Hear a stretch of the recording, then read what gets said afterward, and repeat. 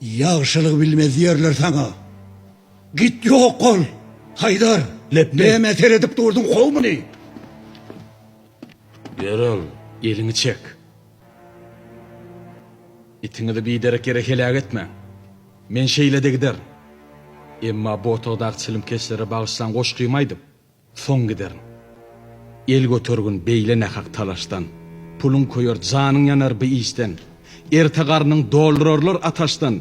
Vehmi çıkmaz. Qalar canını çilimkeş. İki dünya yağışılık yok eğriye. Kişi olsan qadam oygul doğruyor. Binamada gıyvat keşe oğruyor. Yolloş olur yovuz günde çilimkeş. Mağtım olu Mevlam zanen yakınlar. Çilim var şorsudur, ten var zeminler. İman var tilkidir, gövre var hinler. Tilki tüsse dözmez, hinne çilimkeş.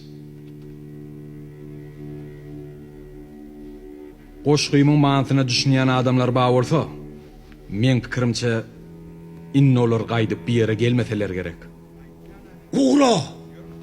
Git. Git.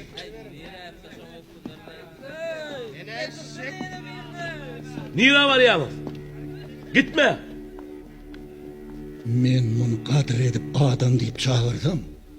Bana dil kaytardı mı? Bu işim için pişman ettirerim.